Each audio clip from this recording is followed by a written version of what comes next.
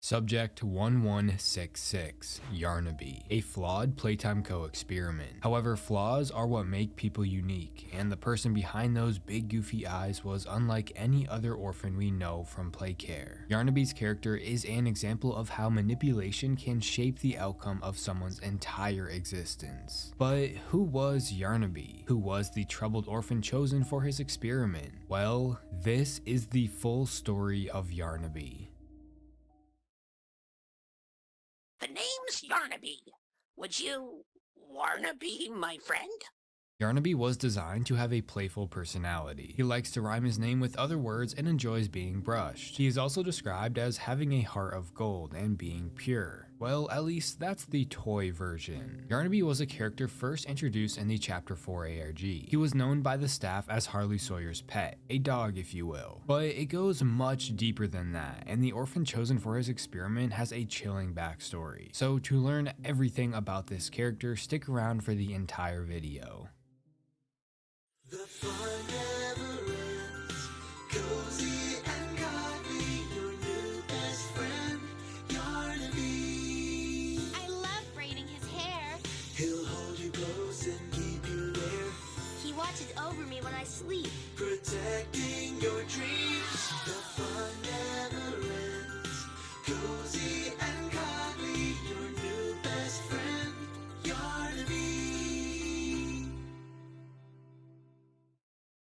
In the 1970s, Playtime Co. decided to participate in a wildlife conservation campaign. This would be in efforts to raise awareness for protecting wildlife animals and their habitats. To do this, Playtime Co. released a new toy designed after a lion, which is a known wildlife animal. Meet Yarnaby. He was a lion with a heart of gold and a smile that touches your soul. He wants nothing more than to make you his entire world. Of course, the company put their own spin on the design. The toy was a big fluffy lion with colorful yarn for his fur and mane. He had large paws with claws, a big goofy smile, and big baby eyes. An important detail to point out is in his toy version, his mouth could open like a normal animal. Now, the Yarnaby toy would go on to be so successful that they kept him around even after the campaign ended, meaning he would get regular releases all throughout the years. But of course, with every good thing made inside the walls of Playtime Co., a dark and disturbing future awaits it. As the years went on, the company changed. Because of the toy's popularity, Playtime Co. decided Yarnaby would be a good fit for the Bigger Bodies Initiative, an initiative where they would turn innocent children into living toys that would work for the company. The innocent child chosen for Yarnaby's bigger body was none other than Quinn Navidson.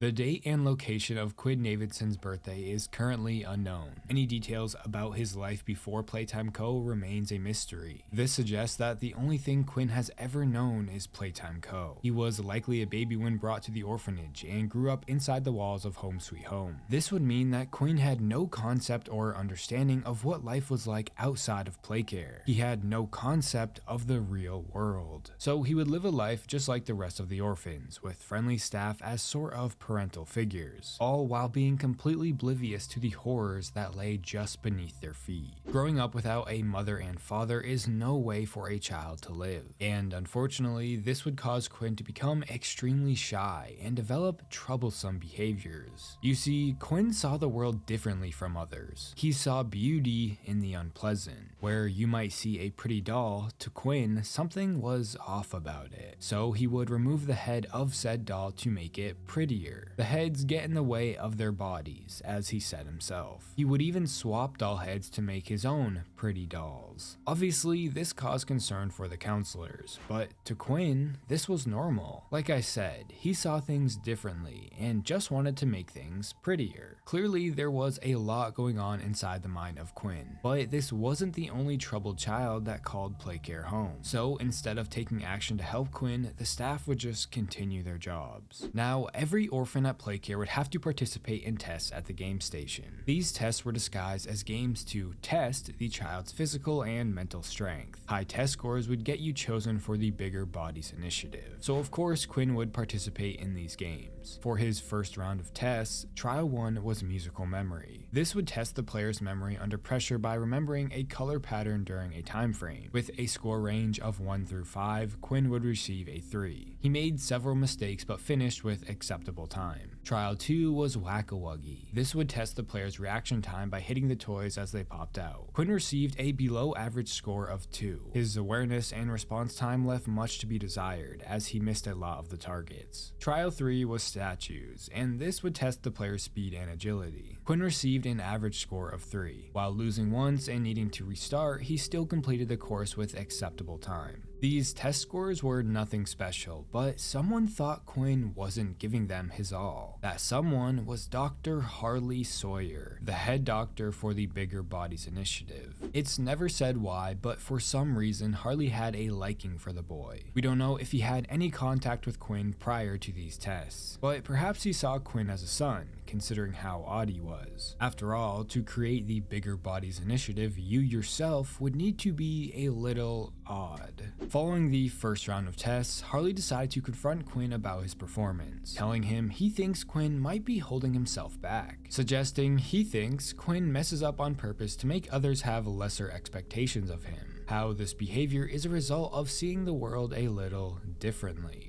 Harley continues by saying Quinn is smart and fully capable. In his next test, he's to give it his all and achieve a good score. Why? Because Harley saw something in Quinn. Not the version Quinn wanted people to see, but the real Quinn Navidson. Harley reminds him in his next go at the game station he will be watching, and wants to see the real Quinn on display. So Harley would go on to oversee Quinn's second round of tests. Trial 1, Musical Memory. Quinn would score a 1. He was unresponsive to the test and made no attempt to complete it. Now, this is interesting considering it was Quinn's second time doing the test. He was able to complete it once, so why not again? I think the reason for this might be explained in the orientation notebook. PW mentioned some kids would have nightmares about it, and even one would scream if you say a list of colors around him. That one kid could be Quinn Navidson. His test scores and the notes reflect this, but take that with a grain of salt. I could be way overthinking it. The second trial was of course Whack-A-Wuggy. Quinn would go on to score a 4. He outperformed his previous run through despite not even being able to properly handle the grab pack. However, Quinn ended up biting the heads off several of the stuffed Huggy toys used for the game. Keep this in mind. Last but not least, the third trial, Statues.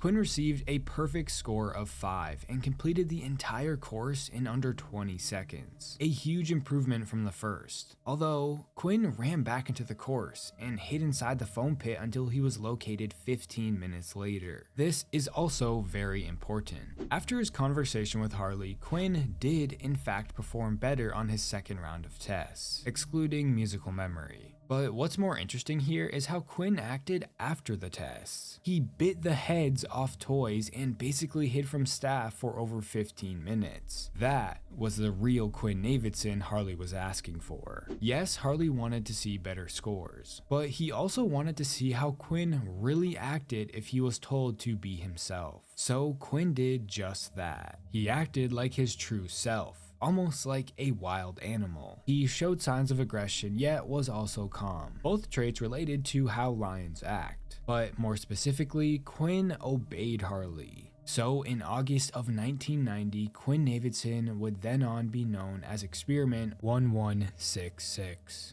the Bigger Bodies version of Yarnaby. Without someone like you to love, why, I think I'd just come apart at the seams. The Bigger Body Yarnaby is almost identical to his toy counterpart. However, this Bigger Bodies version is able to split his entire head in half to reveal his real mouth, with a ton of sharp teeth. He can also play a little melody when his mouth is open.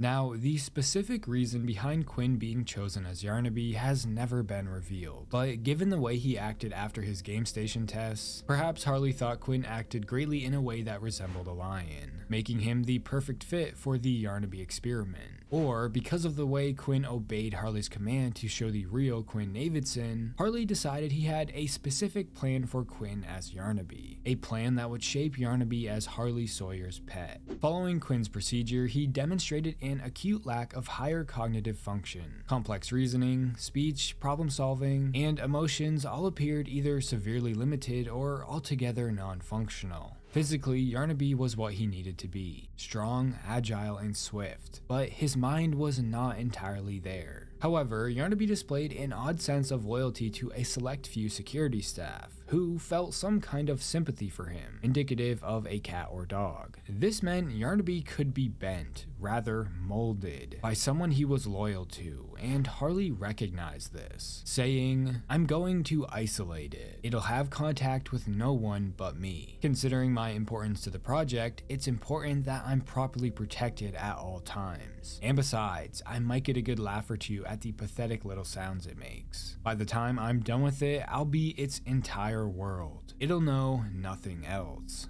This means Harley Sawyer would shape Yarnaby into his guard dog. He would keep Harley safe from anyone that tried to take him out and or jeopardize the bigger body's initiative. So Harley kept Yarnaby away from anyone else to mold him into his own pet.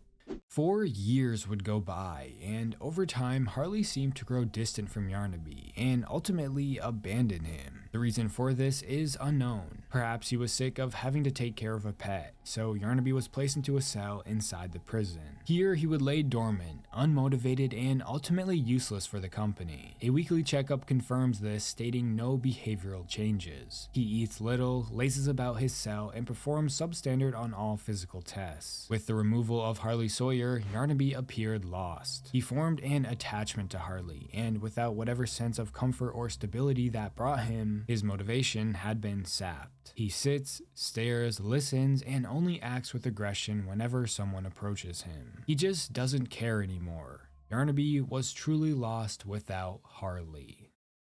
But the mind of an animal does not process grief in the same way a person does. If a dog's master dies, it waits around at the same place and wanders where the scent is strong, thinking someday its master will return. A hole forms in their life, and without higher processing, they must walk around it forever, or simply allow themselves to fall in. But Yarnaby was not fully an animal, even if his mannerisms and physical characteristics suggest it. The scientist continues with, "Whatever boy is deep inside, I think he's scared, broken down by isolation over too long a time for us to salvage much of what's still there. He was designed for one purpose, and one purpose only, a design made flawed by paranoia and ego, in that he's a failure by design." Meaning, creating Yarnaby for the sole purpose of being a guard dog to Harley was flawed from the start. Yarnaby was never going to be successful. Without his master, he is nothing. From the perspective of Yarnaby, rather Quinn, without Harley, he was lost, with no reason to live.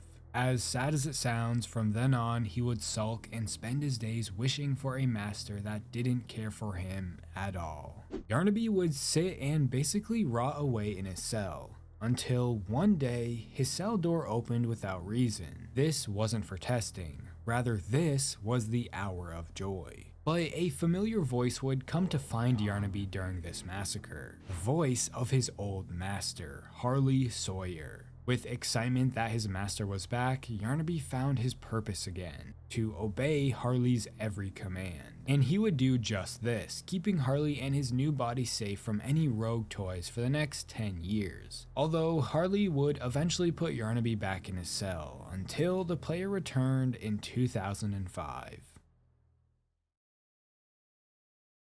The player first encounters Yarnaby inside the experiment viewing room. Over the intercom, Harley says something makes the player different. He's not sure what. However, we were able to take out the other experiments. So Harley decides to try something different himself, and releases Yarnaby from his cell. Since we are getting closer, he sends out Yarnaby to help protect him. With ravenous intent, Yarnaby tries to break through the window by headbutting and scratching it. But this doesn't work, so he leaves the room through a hole in the wall and begins stalking the player. After a few close encounters, Yarnaby emerges from a door that leads to Harley and proceeds to hunt the player through the caves. After managing to turn on the power while surviving a game of cat and mouse, a chase ensues. The player uses the grab pack to swing across an open vat of molten metal. However, when Yarnaby attempts to swing across, he gets stuck on the chain, catches fire, and falls into the vat, engulfing his entire body in flames. He screams in agony as he makes an attempt to crawl out, but this doesn't work, and Yarnaby slips into the molten metal, burning himself alive.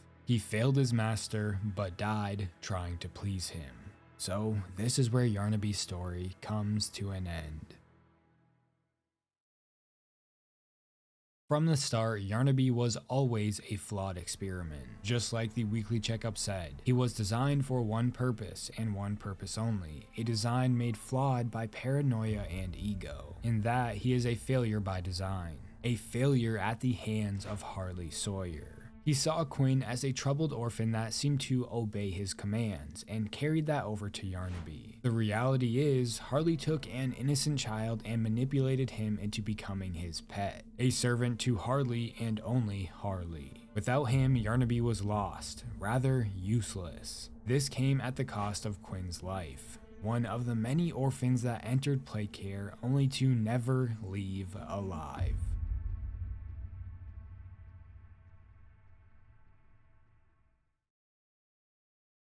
That was the entire story of Yarnaby. I really like the character, but it kind of felt like Mob didn't give us enough information about him. We knew so much about Catnap in his past, but with Yarnaby it felt like a lot was missing, if that makes sense. But either way, such a cool character. I just wish his lore was fleshed out a little more. Let me know your thoughts in the comments below, and if you like horror game content like this, please consider subscribing. Also, I just made a Discord server, so if you want to chat with me, I recommend joining. And if you want to support the channel more, you can become a member. Don't forget to follow my Twitter at TerrifiedT. Thanks for watching.